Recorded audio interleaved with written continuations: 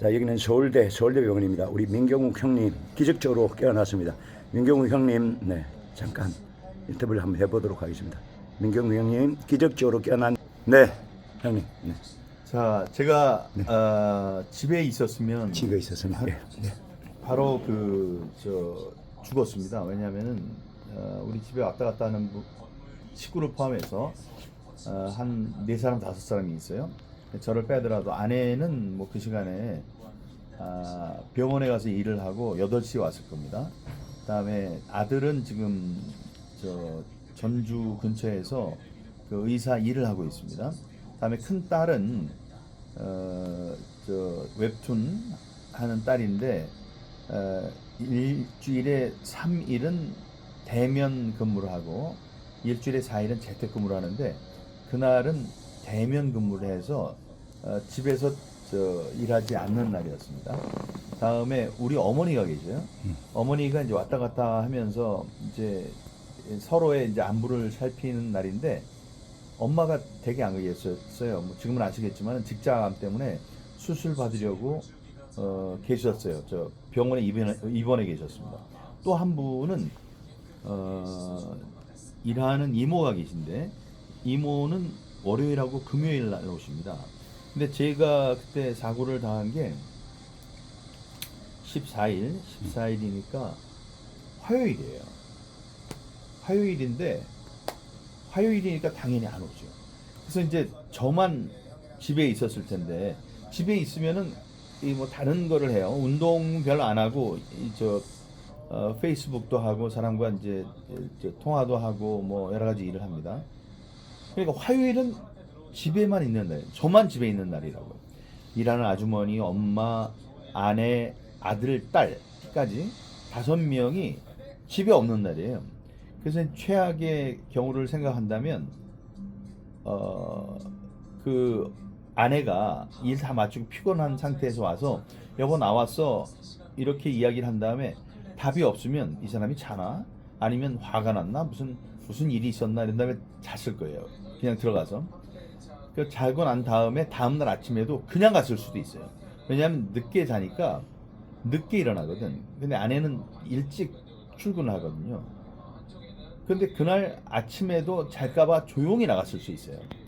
그리고 난 다음에 수요일, 월화수니까 월화수 다음날 그러니까 그날 15일 날쯤 퇴근을 하고 여보 나왔어 했는데 이틀 동안 말이 없네. 그래가지고 제가 죽은 싸늘한 시체로 이제 발견이 됐을 겁니다. 그런데 그날 상황은 어떻게 됐냐면 점심에 약속도 있었고 다음에 화요일 날에 그러니까 고려 신학대에서 주최하는 부정선거와 이 기독교인의 역할이라는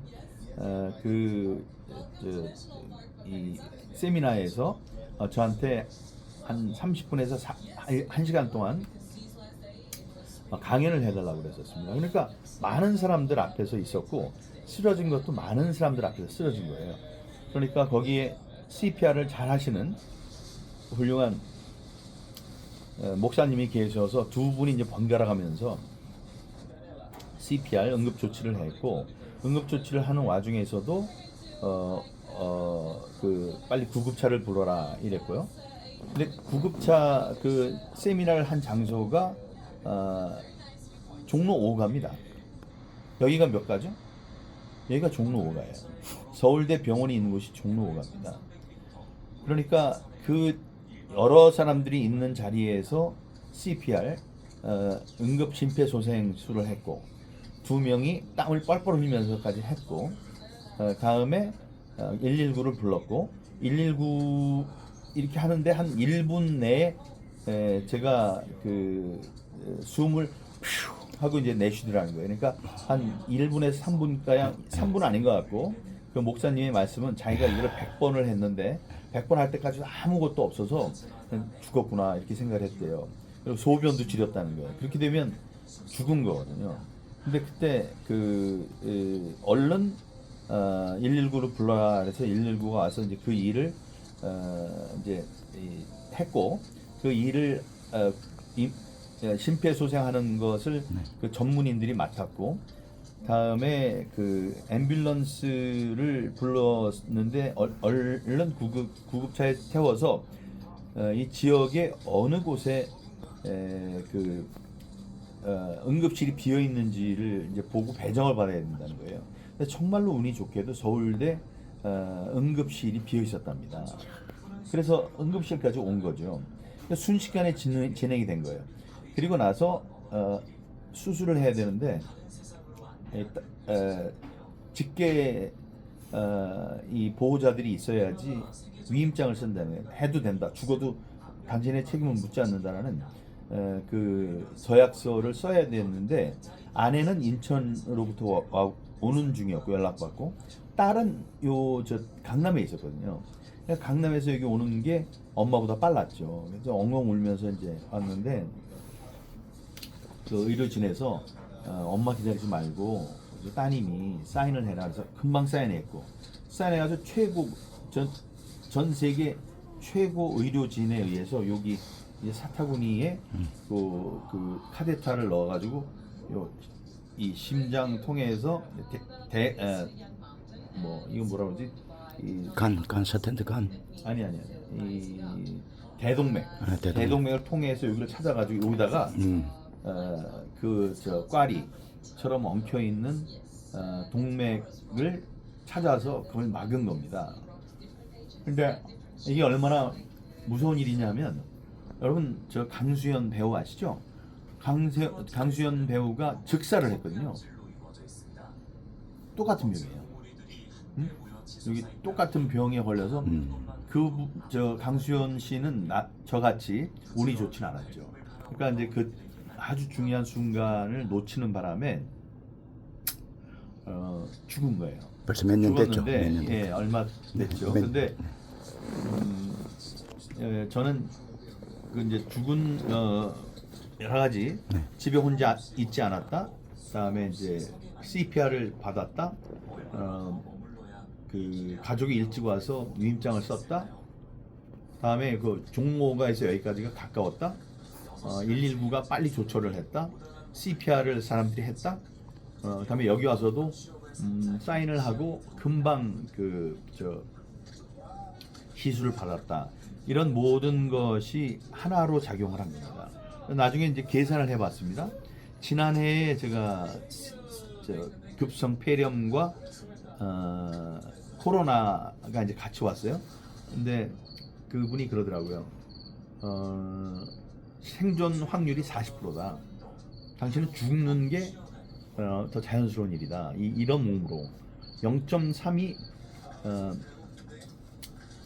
염증의 수치랍니다. 0.3을 넘으면은 위험하고, 기준이 되는 거예요. 0.3보다 아래면은 괜찮은데 0.3이 올라가면은 정말 조심해야 되는 그런 기준이 되는데, 저의 염증 수치는 그 최고로 위험하다고 생각하는 0.3의 30배 해서 9%였습니다. 제 몸무게 9%. 그러니까 한 8kg. 8kg가 고름으로 꽉 찬 거예요. 어딘가에. 이런 데도 염증이 있을 수 있는데, 그 왼쪽 폐가 전부 다 고름으로 꽉 찼던 거예요. 근데 이제 그거를 극복을 했고, 그래서 난 이제 복을 타고났다기보다는 하나님이 이제 기적을 만들어 주셨다, 이제 이렇게 생각하고, 거기에 대한 간증은 올공에서 이제 한 적이 있습니다. 얼마 전에. 그런데 이번에 있었던 걸 또 합치면요, 그냥 여기 대동맥이 이 꽈리가 터진 거, 그걸로 살아날 수 있는 확률이 21%. 다음에 후유증이 없이 살아날 수 있는 게 1%예요. 계산을 해보시면 0.21, 21%는 아니, 지난번 하면 40%니까 0.4. 이번에 성공적으로 수술을 받을 수 있는 확률이 0.21. 다음에 그 중에서도 후유증이 없는 게 0.01이에요. 계산을 해보면 0.00084입니다. 그러니까 이거는 뭐 이 2분의 1만 돼도 이거는 죽을 수도 있고 살 수도 있고 그런데 있었던 게 벌써 0.21, 0.4, 다음에 0.01이잖아요. 전부 다 합쳤더니 0.00084였어요. 그래서 이거는 그냥 있을 수 있는 일이 아니라고 생각하고 다른 것 말고라도 이제 부정선거 싸움은 계속 하겠지만 세상에 부정선거가 있다는 걸 알리고 다음에 이 많은 사람들에게 제가 살아날 수 있었던 그런 상황을 많은 분들한테 간증하는 것 이제 그것이 저의 남은 생애에 있어서 사람들에게 이제 알려야 되는 것이다. 이 세상에 하느님은 존재하신다.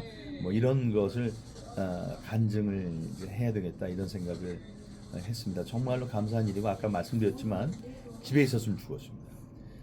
그리고 집에 있었으면 죽을 수밖에 없는 게 이 뇌출혈이나 다음에 이제 여기 그 심장, 심근경색. 그러니까 심근경색. 요거는 다 이제 비슷한 굉장히 위험한 병인데 맞습니다. 제가 아는 친구 서울대 법대 나오고 판사하다가 변호사 했던 친구 또 하나는 제 운전기사 국회의원 할 때 운전기사 이게 둘이 화장실에서 시체로 발견됐거든요. 화장실에서 시체로 발견되는 이유는 여기서 쓰러지면 사람들이 살려요. 근데 이 심근경색 같은 경우에는 관상동맥이라고 해서 심장을 감싸는 굉장히 그 중요한 장기가 있습니다. 근데 그게 아프면 그냥 내 심장이 아프다 이렇게 생각을 해야 되는데 이 관상동맥하고 대장하고 이렇게 붙어 있어요. 그러니까 이게 심장이 아픈 건데 사람들은 이 그 심장이 아니고 대장에 지금 변이 말이다. 저 대변을 봐야 되겠다. 이런 걸로 이제 생각이 되는 거죠. 그럼 어떻게 돼요? 화장실에 들어간다고. 화장실에 들어가면 문 열고선 화장실 보고 대변 보는 사람이 있습니까? 잠그죠. 잠가서 이제 그 안에서 외롭게 죽게 되는 겁니다. 그런 일들을 전부 다 제가 이겨냈습니다. 여러분들이 여기저기서 저 기도를 해주시고 그런 덕분이고 우리 어머니도 같은 시기에 이제 어제 그제죠. 예, 어제 그제예요. 어제 그제 직장암이라는 아주 그 힘든 병을 성공적으로 수술하셨습니다. 올해 89세 되시는데 저는 엄마 생각과 엄마 걱정을 했고 엄마는 또 아프신 속에서도 아들 걱정 이런 서로 이제 걱정을 하고 그랬는데 이제 빨리 나와서 어머니 이제 저 뒷바라지 좀 해드리고 근처에서 있으면서 이게 아들이 지금 뭐 안 아프고 다 나았다고 그랬는데 그게 어머니를 저 안심시키기 위해서 그런 건가 아니면 진짜로 저 아픈 게 다 나은 건가 이거를 직접 확인하실 수 있도록 해드릴 생각입니다. 올공에서 일하시는 올공에서 열심히 그 부정선거 진상규명을 위해서 애쓰시는 젊은이들 또 많은 시민들 이런 분들께도 말씀드립니다. 이 0.00084라는 이 숫자는 부정선거를 저지르고도 들키지 않을 확률이에요. 그러니까 부정선거는 반드시 드러나게 되어 있습니다. 제가 그 산 증인입니다. 그렇게 생각을 하시고 너무 이제 더운데 무리하지는 마시고요. 우리는 반드시 이긴다는 생각으로 조금만 더 힘을 써주시기 바랍니다. 여러 군데에서 저를 위해 기도해 주시고 우리 어머니를 위해서 기도해 주신 여러 동지들 또 성도들 목사님들께 진심으로 감사드립니다. 감사합니다. 정말 기적적으로 깨어나신 우리 민경욱 동지이자 형님 진심으로 감사드립니다. 고맙습니다. 고맙습니다. 앞으로 건강만 챙기시고 오케이. 네, 부정선거는 늘 내가 이야기했지만 KBS 특종이 터지고 있습니다. 형님 KBS 출신이니까 정확하게 말하면 네, 제가 네. 얘기를 한 게 네, 지금 뭐 조선이나 네. KBS나 이런데 이제 특정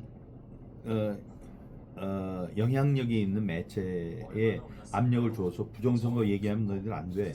이제 이렇게 얘기를 지금까지 해왔죠. 그러면 사장들이 겁을 먹어요.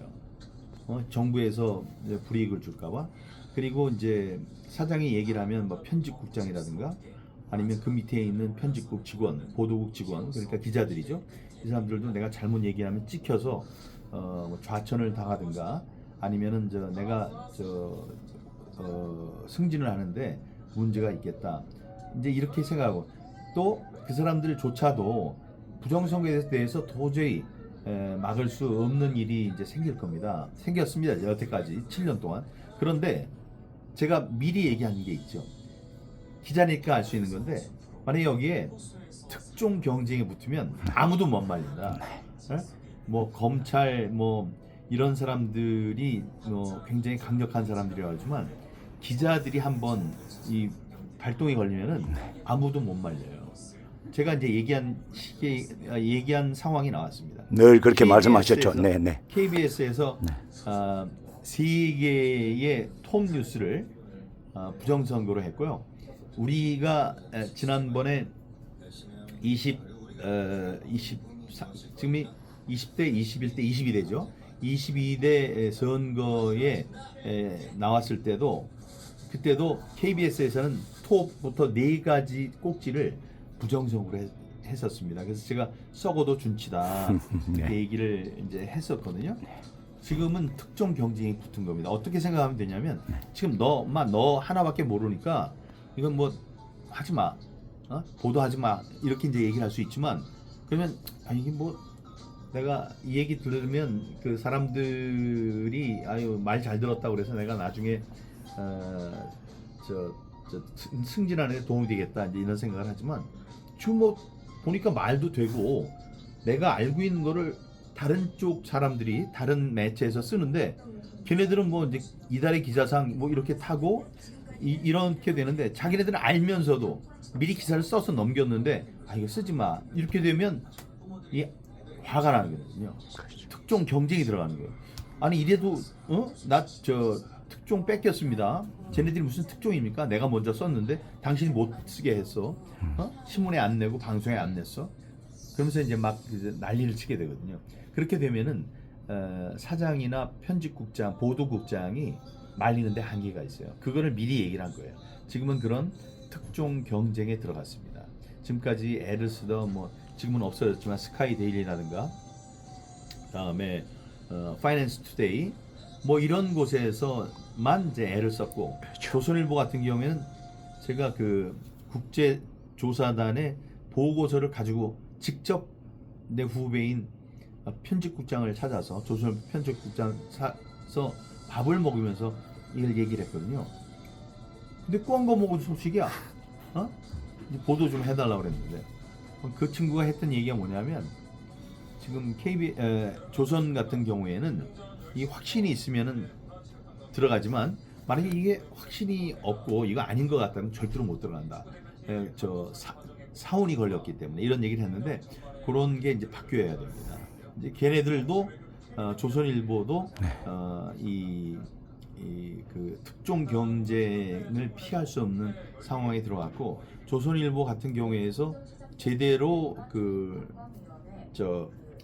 경쟁을 하고 특종 경쟁을 하면 그 조선일보 기자들을 이길 수 있는 매체도 많지 않아요. 이제 그런 얘기를 이제 했던 것이 지금 제대로 나타나고 있습니다. 어제 KBS가 또 단독으로 보도했더라고. 뭔데? 어젯밤에. 뭐랬어요? 예. 난 못 봤는데. 그래요. 어젯밤에 단독으로 보도를 했는데 투표소가 하도 조작을 하다 보니까 셧다운 됐대. 전산이. 그래. 예, 어제 단독으로 보도했더라고요. 예. 지금 이제 점심시간에 올라가는 게 0. 그러니까 우리가 얘기를 했잖아요. 예. 지난 대통령 선거 이재명과 김문수가 네, 붙었을 때요. 맞습니다. 네. 첫날 사전 사전 투표가 첫날. 이틀이었는데 네. 첫날에 투표율이 똑같아요. 시간에 따라서 변화율을 재는 변수가 네. 피어슨 계수라고 있어요. 피어슨 계수가 1이면 똑같다는 거고 마이너스 1이면 반대라는 거고 0이면 그냥 변화가 없다는 건데 피어슨 계수 그때 피어슨 계수가 90점이 아니고 99점 아니고 99.9가 아니고 99.99가 아니고 99.992예요. 그러니까 거의 똑같다는 얘기거든요. 예. 지금 얘네들이 했죠. 지금 재고 이렇게 입력을 해놓고 다음번에 이걸 조정을 했다고 그러잖아요. 맞습니다. 그래서 1시간 제일- 단위로. 예. 1시간 단위로 했다고 그러는데 이거는 하루를 3년 전에 있었던 거랑 똑같이 맞춰놨어요. 맞습니다. 다음에 이제 자기네들의 편의에 따라서 올라가고 내려가고 그래서 네. 마지막 네. 그 6시에 발표될 때만 자기네들이 원했던 31.3 그거를 갖고 조작질을 한 거죠. 그러니까 이 시간대에 따른 부정선거의 율을 미리 입력해 놓고 나중에 이거를 수정을 가하는 거에 가장 중요한 증거는 바로 그겁니다. 그거를 뭐 1년 전부터 내가 얘기를 했는데요. 1년 전부터. 근데 이제 그걸 사람들이 몰라요. 모르니까 그 사람들이 이게 무슨 일인지 잘 모르지만 미리 입력해 놓고 자신들의 편의대로 바꾸는 것에 가장 중요한 증거는 바로 그 피어슨 개수 사전 투표 이틀 중에 첫날 조작을 한 것, 완전히 똑같이 조작을 한 게 이게 이제 가장 큰 조작의 증거가 될 거예요. 사람들이 아직은 이해를 못하기 때문에 그렇지만 이해를 하는 순간에 이런 게 있어. 그런 게 한두 개입니까? 우리는 만을 알고 있으면은 얘네들 지금 한두 개 갖고 이게 부정선거인데 이러고 있는 거예요. 예? 우리가 7년 동안 한 게 이 특종 기자가 얼마나 많은 걸 알아내고 그랬겠습니까? 예? 그래서 이거는 좀 저기가 약하다. 설득력이 약하다. 이건 맞다. 그래서 거기에 대해서 뭐 취재도 하고 공부도 하고 그래서 지금 세상에 제가 알린 게 얼마나 많습니까? 그런데 지금 이제 다른 사람들은 그걸 모르죠. 그래서 나중에 이제 이걸 알게 되면 나가서 이제 설명을 할 거예요. 그렇죠. 다시 한번 설명하면 저게 맞네. 응? 저게 큰 문제였네. 이래서 이제 인식을 하게 될 날이 그 시간이 얼마 남지 않았습니다. 알겠습니다. 아무튼 하루빨리 온전히 회복하셔서 어머니도 건강 회복하시고 부정선거 함께 척결하고 자유대한민국도 함께 수합시다. 고맙습니다. 감사합니다. 감사합니다, 형님. 아이고, 같이. 네, 고맙습니다. 아이고, 올공에서 오다 보니까 이렇습니다. 자, 감사합니다. 파이팅. 네, 감사합니다. 파이팅. 파이팅. 반드시 승리합니다. 파이팅. 고맙습니다.